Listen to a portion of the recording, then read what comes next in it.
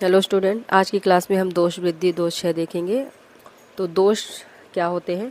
वात पित्त कफ, ये शरीर के आधार होते हैं। इनके सम रहने पर शरीर स्वस्थ रहता है और विषम रहने पर शरीर रोगी हो जाता है। ठीक है, तो वात पित्त कफ जब साम्य अवस्था में रहते हैं तब प्राकृतिक कहलाते हैं। सम रह रहे हैं और कार्य उनका अच्छे से चल रहा है तो शरीर स्वस्थ रहेगा, और जब स्वस्थ रहेगा तो प्राकृतिक कहलाएगा, और अगर विषम रहेगा तो रोगी कहलाएगा। ठीक है, तो विषमावस्था में या असमावस्था में दोष वैकृत कहलाता है। इस प्रकार दोषों की दो तरह की गतियाँ होती हैं। तो हम गति पढ़ रहे हैं, तो गति दो तरह की होती है, एक प्राकृतिक गति होती है, एक वैकृतिक गति होती है। सम रहने पर शरीर स्वस्थ रहता है, ठीक है, तो प्राकृतिक कहलाता है, और अगर विषम है तो शरीर रोगी होगा तो वो वैकृत कहलाता है।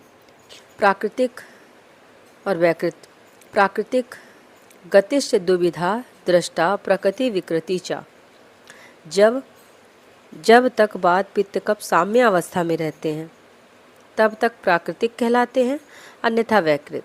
समावस्था में दोष बिना किसी विकार के अपना नियत कर्म करते हैं तथा प्राकृत अवस्था में होने के कारण दोष देह का धारण करते हैं। अगर प्राकृतिक अवस्था में होगा, सम अवस्था में होगा दोष, तो वो अपना नियत कर्म, जो उसके कर्म होते हैं, वात के जो कर्म होते हैं, पित्त के जो सामान्य कर्म होते हैं और कफ के जो कर्म होते हैं, वो नियत रूप से उसका कर्म चलता रहता है। और प्राकृतिक अवस्था में होने के कारण ये जब प्राकृतिक अवस्था में होता है तो ये देह का धारण करता है। अब प्राकृतिक अवस्था में जब दोष है तो वो जो देह का धारण कर रहा है ना, तो वो देह के दैहिक क्रियाओं का नियमन करता है, मतलब उनका कार्य अच्छे से करता है। प्राकृतिक दोष सुकरार्तव संयोग के समय सप्तविध प्रकृति के निर्माण में कारण होते हैं। जब प्राकृतिक दोष होगा तो जब अपना काम सम तरीके से या साम्य अवस्था में होकर अच्छे तरीके से नियत कर्म कर रहा है ना, तो जब शुक्र और आर्तव का संयोग होगा तब तो गर्भ बनेगा, और गर्भ में सप्तविध प्रकृति का निर्माण होगा। अगर दोष जो है वो प्राकृतिक अवस्था में रहेंगे तो शुक्रार्तव का संयोग होगा, तो शुक्रार्तव के संयोग के समय जो सप्तविध प्रकृति बनती है, वात पित्त कफ द्वंद्वज और त्रिदोषज, ये जो प्रकृति बनती है तो उसका निर्माण में कारण प्राकृतिक दोषी होते हैं। शरीर का धारण करने से इन्हें प्राकृतिक वात पित्त कफ को धातु शब्द से कहते हैं। ठीक है, तो ये धारण करते हैं, और धातु जो है, धातु का भी काम क्या होता है? धारणात् धातवा, है ना, तो धारण करने का काम धातु का होता है। इसलिए इन्होंने शरीर को धारण करने से प्राकृतिक वात पित्त कफ को धातु शब्द से कहा है। दोषों की वैकृतावस्था रोगोत्पादक है। अगर दोष अपने साम्य अवस्था से हट जाएं और वैकृत हो जाएं, जैसे वात का जो स्थान है वो अपने स्थान से हट जाएगा, या पित्त का जो स्थान है वो पित्त अपने स्थान से हट जाएगा, या कफ का जो स्थान है वो वैकृत या विकृति इसमें उत्पन्न हो जाए, तो वो वैकृता अवस्था होती है। जब वैकृता अवस्था होती है तो वहाँ रोग का उत्पादन होता है, मतलब अनेक प्रकार के रोग उत्पन्न होते हैं। अब जो विषम दोष होते हैं वो शरीर को क्लेश प्राप्त होता है। दोषों की विषमता दो प्रकार की होती है, क्षय एवं वृद्धि। दोषों के निज प्रमाण में वृद्धि होने को वृद्धि तथा उसमें न्यूनता आने को क्षय कहते हैं।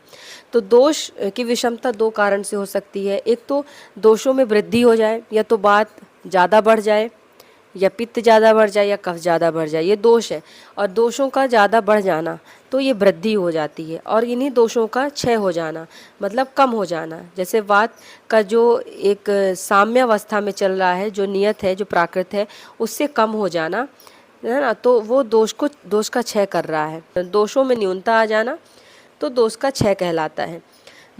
वृद्धावस्था में दोषों के प्राकृतिक गुण कर्मों का आधिक्य हो जाता है, जबकि क्षयावस्था में वे अपने प्रमाण से न्यून हो जाते हैं और उनके प्राकृतिक गुण कर्मों में कमी आ जाती है। जैसे वात का बढ़ना, वृद्धावस्था में वात की वृद्धि हो जाती है, जबकि क्षयावस्था में वे अपने प्रमाण से न्यून हो जाते हैं और उनके प्राकृतिक गुण कर्मों में कमी आ जाती है। और क्षयावस्था में क्या होता है कि वो अपने प्रमाण से वो कम हो जाते हैं, तो उसमें प्राकृतिक गुण कर्मों में कमी आ जाती है। दोष की दो गतियां हैं, प्राकृतिक और वैकृत। फिर वैकृत की दो है, वृद्धि और क्षय। इस प्रकार दोषों की तीन प्रकार की गतियां हो जाती है, क्षय, स्थान एवं वृद्धि। जो एक स्थान पर होता है, यहाँ पे आप स्थान लिख सकते हैं, तो एक स्थान में हो गया और एक स्थान से ज़्यादा बढ़ गया और एक स्थान से ज़्यादा कम हो गया। फिर एक श्लोक है, क्षय स्थानम च वृद्धिश्च दोषाणाम त्रिविधा गति। तो 3 गतियाँ होती हैं, जो इसमें अभी हिंदी में हमने पढ़ा वही है कि क्षय स्थानम च वृद्धिश्च, जो अपने स्थान पर होता है उससे क्षय हो जाना और या स्थान पर होने से बढ़ जाना, तो वो वृद्धि होती है। वैकृत दोष, अभी हमने प्राकृत दोष पढ़ा था और अब हम वैकृत दोष पढ़ रहे हैं।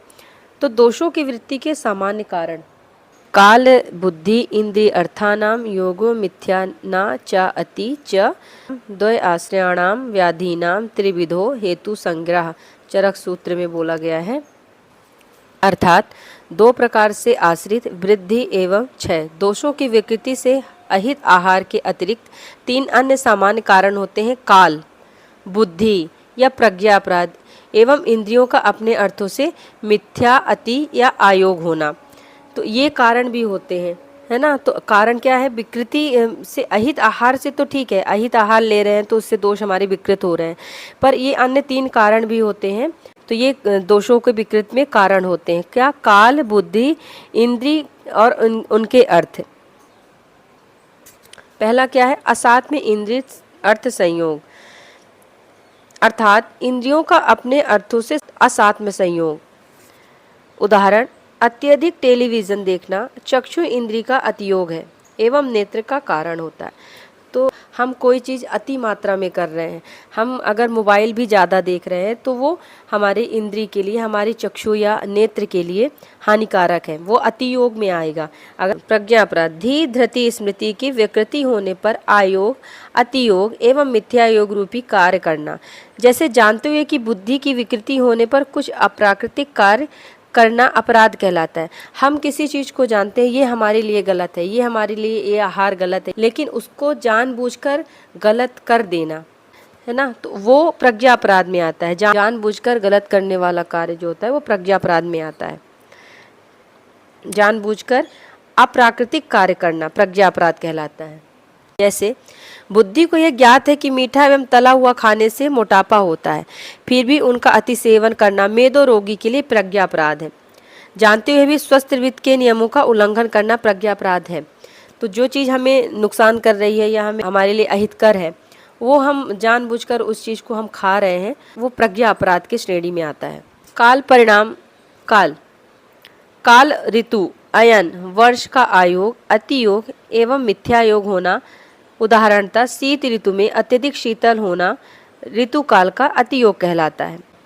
काल का मतलब ही समय होता है ना। तो कौन सा ऋतु चल रहा है, अयन, और कौन सा वर्ष चल रहा है, वर्ष का आयोग, अतियोग, मिथ्या योग होना। ये उदाहरण, जैसे शीत ऋतु में अत्यधिक शीतल होना। काल पुनः 2 प्रकार का होता है, नित्यक और अवस्थिक। तो नित्यक का मतलब क्या है, ऋतु से है, ठीक है। तो ऋतुओं का आयोग, अतियोग एवं मिथ्या योग। अवस्थिक काल से मतलब है अवस्था से, जैसे बाल्यावस्था हो गया, युवावस्था हो गया, वृद्धावस्था हो गया, अहोरात्र अवस्था, भुक्ता अवस्था का आयोग, अतियोग और मिथ्या योग होना, ये अवस्थिक काल कहलाता है। जैसे ग्रीष्म ऋतु में अत्यधिक गर्मी अतियोग है, गर्मी कम पड़ना आयोग है। अगर ग्रीष्म ऋतु चल रही है तो ग्रीष्म ऋतु में ये पता है कि गर्मी का मौसम होता है, गर्म मौसम रहता है ना। तो ग्रीष्म ऋतु में अगर बहुत ज़्यादा टेम्परेचर बढ़ जाता है तो वो अत्यधिक गर्मी अतियोग होता है, और गर्मी जितनी होनी चाहिए उस टेम्परेचर से कम हो गया तो अयोग हो जाएगा। ग्रीष्म ऋतु में सर्दी या वर्षा होना मिथ्या योग है।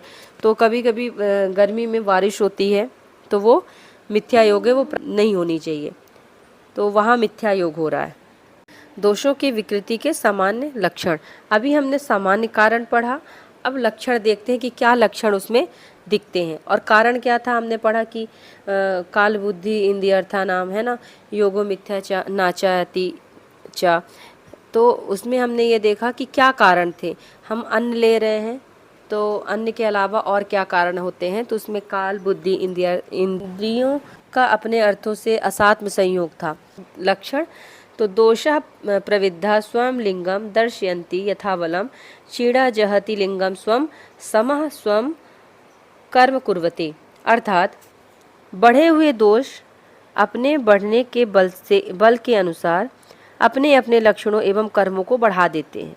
बढ़ने के बल के अनुसार यथाबलम का तात्पर्य है यहाँ दोषों का कुछ बढ़ना, थोड़ा और बढ़ना अथवा अत्यधिक बढ़ना ले सकते हैं।